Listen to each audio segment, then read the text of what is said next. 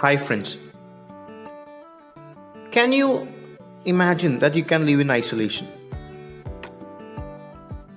Likewise, a nation cannot exist in isolation. So, in this class, let's see how a nation is dependent upon other nations and what is international economics. As we said, in today's dynamic world, no nation exists in economic isolation. Economic transactions have become inevitable because no nation can be self-sufficient or self-reliant in all respects. All aspects of a nation's economy are linked to the economies of its trading partners. In this class, we will learn about what is international economics, the subject matter of international economics, its scope and its importance. So, first of all, what is international economics? Let us see some definitions. According to Charles P. Kindleberger, a US economist, international economics is a study of the production, distribution, and consumption of goods, services, and capital on a worldwide basis. And according to Bo Sodensten and Jeffrey Reed, international economics is the branch of economics which deals with international trade and international finance. Thus, international economics is one of the most important branches of the dynamic discipline of economics. It deals with the economic interdependence among nations, and it studies the basic principles related to international trade and international finance. Now let's see the subject matter of international economics. As a separate branch of study, it has two distinct parts: theoretical and descriptive. Under theoretical aspects, there are pure theories and monetary theories. Under descriptive aspects, there are international transactions and institutional environment. The pure theories of international economics are primarily microeconomic in nature and cover a very wide area encompassing the following: the basis or causes of international trade and the pattern of trade, the effect of trade on production, consumption, and distribution of income, effect of trade on relative factor prices and product prices, gains from trade and the distribution of the gains, effect of trade barriers on trade, factor and product prices and income distribution, effects of trade on economic growth and vice versa.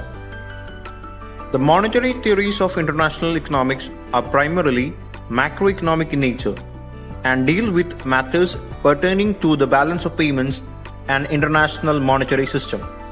It covers areas such as causes of balance of payment disequilibrium, different methods for the correction of balance of payment disequilibrium, exchange rate determination, international liquidity, relationship between balance of payments position and other macroeconomic variables. The descriptive aspects of international economics are concerned with the description of international economic transactions and the relevant institutional environment. It covers the international trade flow of goods and services, flow of international financial and other resources, international institutions like International Monetary Fund (IMF), World Bank, regional development banks, United Nations Commission on Trade and Development, that is UNCTAD, World Trade Organization (WTO), international economic agreements, and so on. Business strategies such as multinational investments, production sharing, global sourcing, joint venturing, and other alliances have been increasingly fostering economic integration and transnationalization. These forces will gather more momentum in the future. Now let's discuss scope or contents of international economics. The scope of international economics is broad and its elements are very much intricate. The international economic interdependence of countries is on account of exchange of goods and services, international payments and receipts, commercial and other related policies, and multilateral economic institutions concerning trade and finance. The basic contents of international economics may be summed up as follows: theories of international trade, theories of commercial policy, foreign exchange markets, balance of payments, international institutions, open economy, macroeconomics. Let's see one by one. The theories of international trade highlights the basis of trade or as to why international trade takes place. The entire structure of the classical theories rests upon the principle of comparative cost advantage, and the modern theories investigate in a more systematic and scientific way the issues related to terms of trade, gains from trade, capital movements, technical progress, and the implications of international trade for growth and welfare.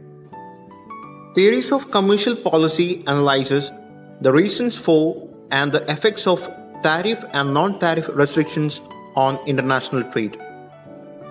Under foreign exchange markets, since the international transactions take place through different currencies, the rates of exchange among various currencies have to be determined.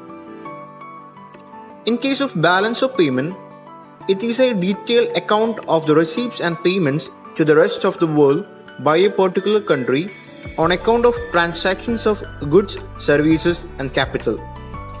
International economics deals with the complete framework of balance of payment accounts, effects of disequilibrium upon the economic performance and welfare of the people of a given country, and the alternative mechanisms for correcting the balance of payment disequilibria under different international monetary systems.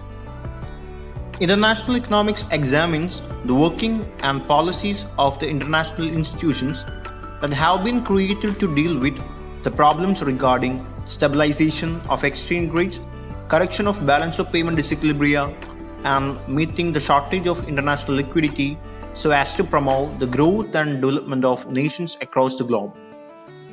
The most prominent institutions include the International Monetary Fund (IMF), International Bank for Reconstruction and Development (IBRD) or World Bank, International Development Authority (IDA), International Finance Corporation (IFC), United Nations Commission on Trade and Development (UNCTAD), and the World Trade Organization (WTO).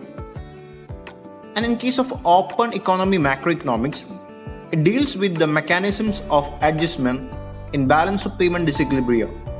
It analyzes the relationship between internal and external sectors of the economy of a nation and how are they interrelated or independent with the rest of the world economy under different international monetary systems. Now let's examine the importance of international economics. International economics studies how a number of distinct economics interact with one another in the process of allocating scarce resources to satisfy human wants. International economics focuses on the problems of two or more economies. Since modern economies are open economies, their functioning can be analyzed only with the help of international economics.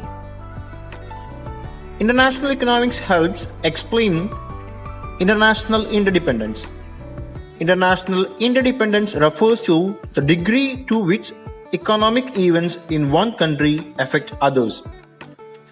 Nations are interrelated through international trade, investment, and other cross-border transactions. Indeed, national economic policies cannot be formulated without evaluating their probable impacts on the economies of other countries. Another reason for studying international economics is to understand global affairs. An understanding of global affairs is essential because we are living in a globalized world. International events have enormous economic consequences. Important global issues having terrible economic consequences to the world are global financial crisis, global recession, the widening gap between the rich and the poor nations, the spread of killer diseases like novel coronavirus disease, and increasing poverty in developing countries and global terrorism. International economics provides a complete picture of an economy that is increasingly global rather than national. Globalization is an integral part of the recent surge in economic growth and change.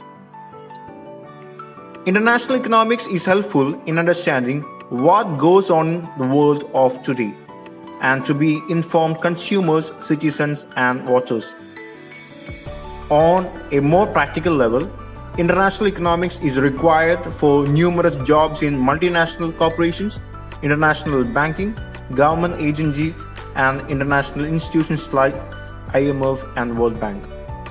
So, from this class, I hope you could understand what is international economics and scope and its importance. And you just go through the notes that I have given you in Google Classroom. In the next class, we will discuss why nations trade and what are the difference between internal trade and international trade. Till then, take care. Bye. Enjoy life. Keep learning. Stay home. Stay safe. Thank you.